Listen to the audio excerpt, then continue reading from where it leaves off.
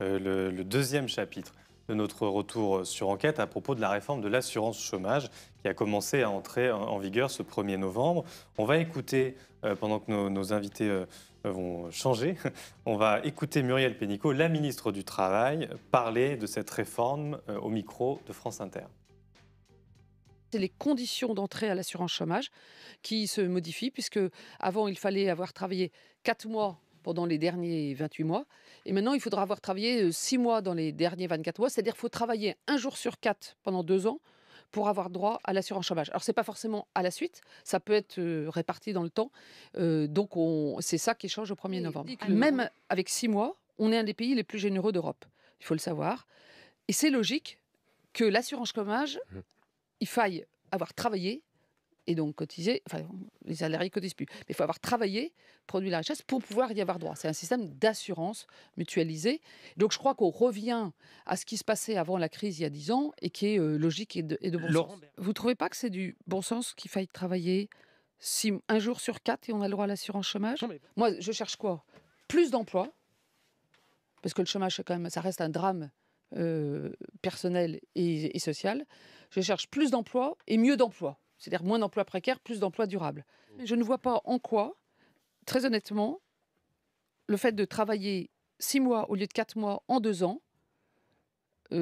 conduirait à la pauvreté. Je veux dire, C'est il y a un durci, décalage enfin, entre... les règles ont été durcies.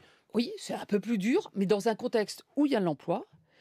Et moi, je trouve aussi logique que quand il y a de l'emploi, eh bien, il soit pris et que l'assurance chômage, elle serve de filet de sécurité entre 2 emplois. C'est pas un but à vie pour personne d'être à l'assurance chômage. C'est pas un métier, l'assurance chômage. C'est le filet de sécurité entre 2 emplois. Alors, Mais quand le marché est dynamique, eh bien, il faut aussi retourner à l'emploi. Voilà, on vient d'écouter la ministre. Je salue le sociologue Didier Domazière qui est avec nous et puis Dan Israël qui est journaliste donc, à Mediapart qui écrit au pôle social. Dan, on vient d'écouter la ministre. On va revenir avec toi d'abord sur les faits avant de commenter, sur les 2 gros changements qu'apporte cette fameuse réforme de l'assurance chômage, dont tu as montré les effets dans un article qui a beaucoup tourné. Ce que le gouvernement fait aux chômeurs, c'est bien de ça dont on parle. D'abord, éclaire-nous sur le premier changement dont la ministre parle, qui est ce changement de la durée minimale de cotisation pour avoir droit à l'indemnité chômage. Bon, il n'y a même plus de cotisation, mais effectivement, il faut... Oui.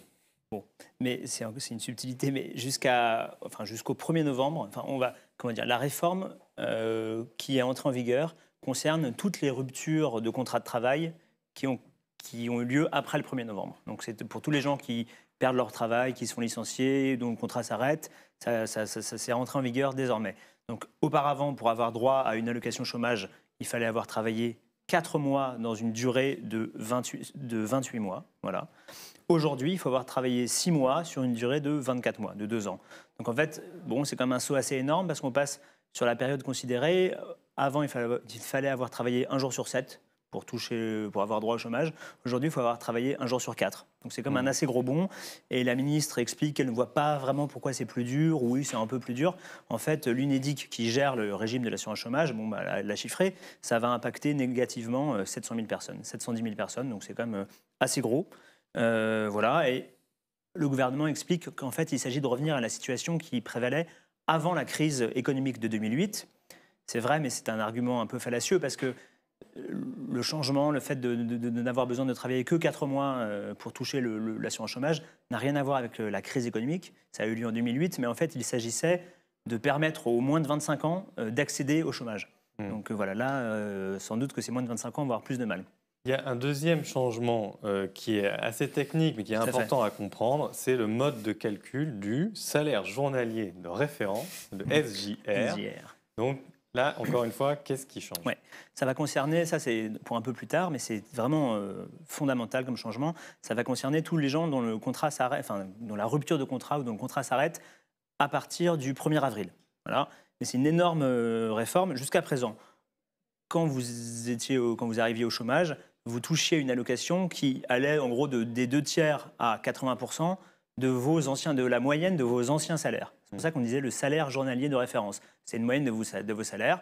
On prenait ce SJR et en fonction du niveau, si vous étiez au SMIC, vous aviez droit à presque 80% de votre salaire journalier de référence.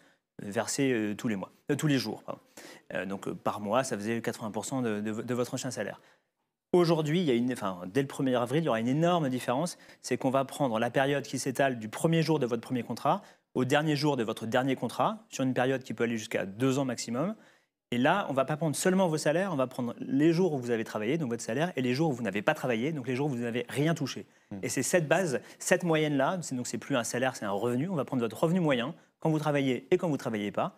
Et c'est sur ce revenu moyen qu'on va vous verser 80%, 70%, 65%. Mécaniquement, ça baisse. Ça fait baisser énormément. Alors, on les verse plus longtemps, mais on verse des montants plus petits. Le gouvernement explique que comme ils prennent une période de référence plus large, la somme sera versée sur le même temps que cette période de référence. Mais les cas, il y a des cas qui sont vraiment fous.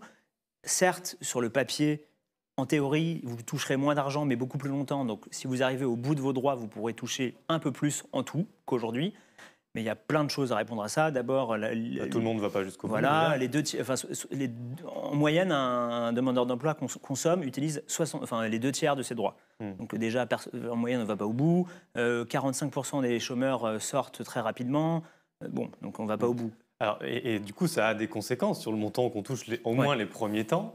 Avant d'en discuter avec M. Demazière, on va prendre un exemple quand même de ton article. Je disais qu'il avait beaucoup tourné parce qu'on voyait des cas concrets, ce que ça faisait avant, après la réforme. Donc pour le coup, c'est très pédagogique.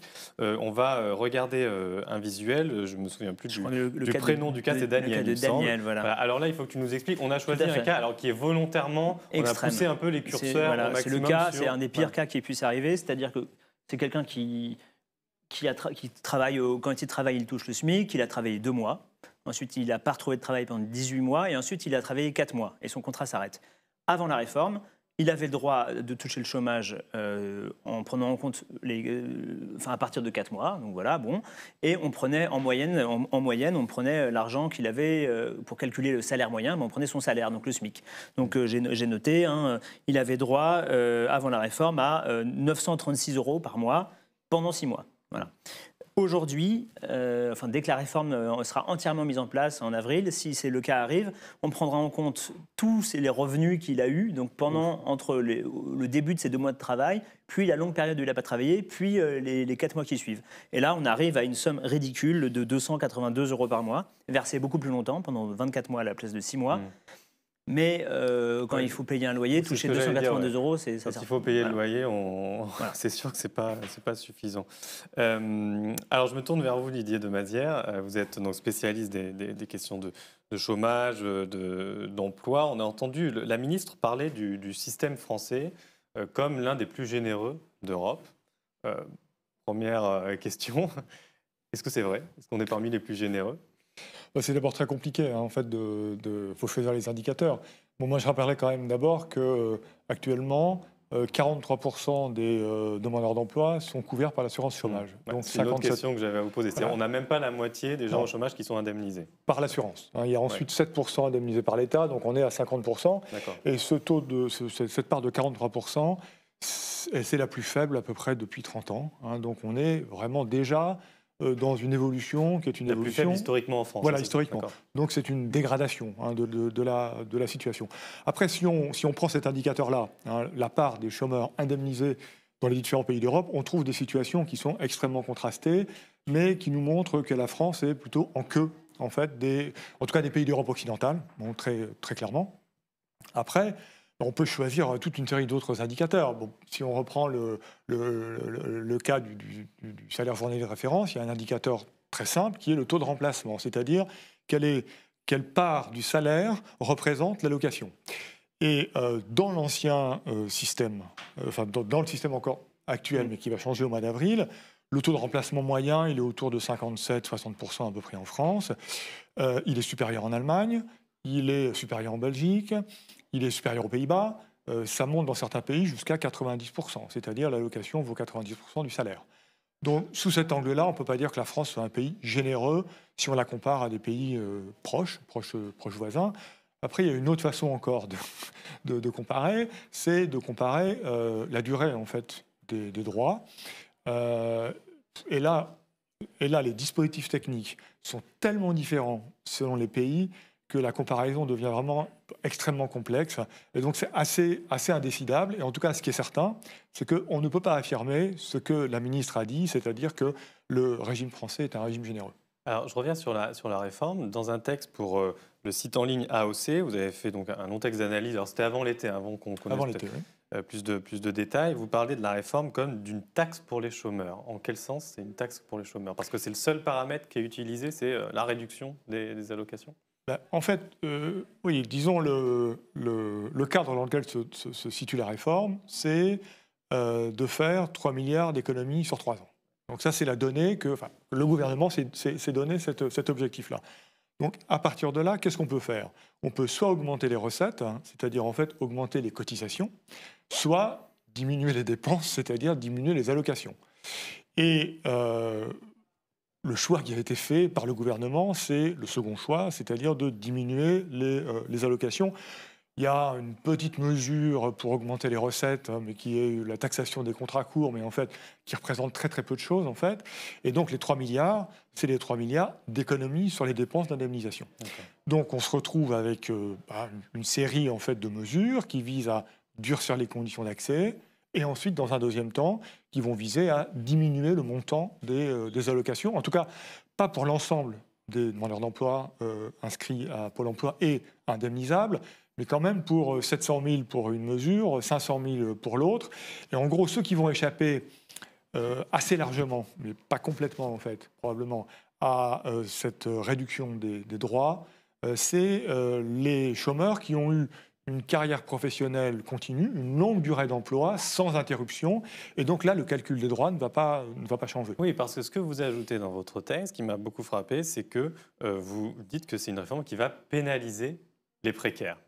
Et donc, ce qui est un peu contradictoire quand on parle aussi de vouloir favoriser le retour à l'emploi, c'est que, comme vous venez de le dire, quand on a une carrière continue, c'est quand même plus facile de retrouver un emploi derrière que quand on a accumulé des petits bouts de travail avec plein d'interruptions. Oui, c'est vrai que ça peut paraître un petit peu curieux, disons, d'avoir ce discours qui est de dire on veut favoriser le retour à l'emploi finalement en précarisant les précaires, c'est-à-dire en fait en précarisant ceux qui ont des difficultés pour retrouver un emploi, mais qui néanmoins font les efforts et ont réussi à décrocher un petit contrat, une petite mission d'intérim, plus un autre, et ainsi de suite, et qui essaient en fait de mettre bout à bout des petits contrats. Donc c'est en fait, ce sont ces demandeurs d'emploi-là qui vont être pénalisés.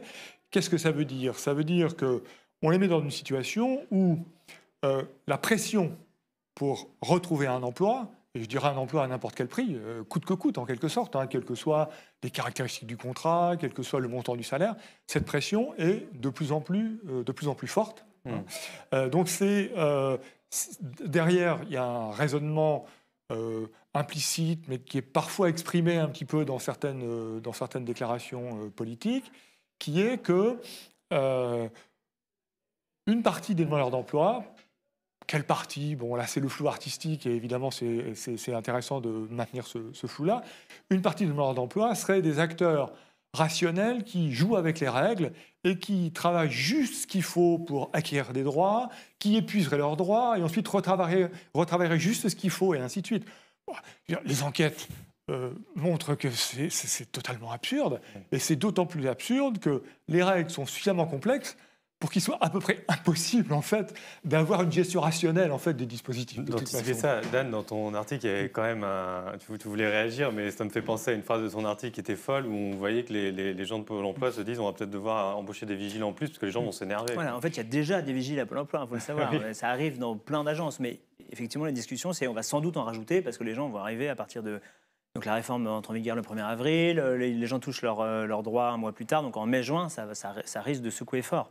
Tout à fait. Et la dernière étude pour savoir qui est un agent rationnel et qui peut optimiser, en fait, il y a une étude récente de la DARES, donc la direction des études, notamment du ministère de la Santé et de la Solidarité, qui a estimé qu'il y avait 6% des gens qu'ils avaient vus qui pouvaient éventuellement jouer sur certains paramètres. Donc c'est assez paradoxal. Dernière question, Didier Demazère, rapidement. La ministre explique que puisque le chômage diminue, après tout, c'est normal de durcir un petit peu les règles. Est-ce que c'est un raisonnement qui, sous l'apparence du bon sens, a vraiment du bon sens pour vous? Je pense qu'il faut revenir sur la notion un peu centrale derrière, qui est la notion de reprise de l'emploi, la reprise de l'emploi. L'emploi serait à nouveau en croissance. Moi, c'est une notion qui est en tant que telle, si on la prend de manière homogène, comme un tout, est assez fallacieuse. Il faut se poser en fait deux types de questions. Quand il y a une reprise de l'emploi, quelles sont les caractéristiques des demandeurs d'emploi qui sortent du chômage pour aller vers l'emploi? De tout temps, on sait que ce sont ceux qui sont les plus proches de l'emploi, c'est-à-dire qui ont le plus de qualifications, qui ont les expériences professionnelles les plus importantes, qui ont les durées de chômage les plus courtes, qui sont les plus diplômés, qui ne sont pas trop âgés, etc. Donc la reprise de l'emploi, ce n'est pas une reprise de l'emploi pour tout le monde. Et la reprise de l'emploi, actuellement, elle a des effets à peu près nuls pour une grande fraction des demandeurs d'emploi. Ça, c'est le premier point. Le deuxième point, c'est qu'est-ce que c'est que les emplois de cette reprise de l'emploi? Pour une part, et une part assez importante, ce sont des contrats très courts, des emplois précaires, et donc c'est des emplois qui ne permettent pas de sortir du chômage. Et ici, ce sont des emplois qui vont, au contraire, en fait, installer ceux qui les prennent dans une sorte de cercle vicieux de la précarité qui va être accru compte tenu de la réforme. Donc de ce point de vue-là, l'argument de la reprise de l'emploi, pour moi, il est beaucoup trop précoce. Peut-être que dans 2 ans ou dans 3 ans, si on a une évolution favorable de l'emploi, l'argument vaudra. Mais aujourd'hui, pour moi, il n'a aucun sens. On peut peut-être dire que le gouvernement et la ministre du Travail, mais pas seulement, répètent constamment depuis 2 semaines qu'il y a 700 000 offres d'emploi sur le site de Pôle emploi, certes, pour plus de 3,5 millions de demandeurs d'emploi qui cherchent vraiment. Certes, mais dans ces 700 000 offres d'emploi, il faut bien comprendre que ce n'est pas des offres de CDI à temps plein. L'immense majorité, c'est des contrats courts, comme a dit Didier de Mazières, des contrats de vraiment moins d'un mois et pour des temps très partiels, et ce qu'on appelle les horaires atypiques, c'est-à-dire travail discontinu, haché, de nuit. Bon, voilà. C'est ça, les 700 000 offres d'emploi. Ce n'est pas du tout du travail à temps plein pour 700 000 personnes. Pas du tout. Merci, je vous remercie tous les deux, en tout cas, pour cette pédagogie sur cette réforme.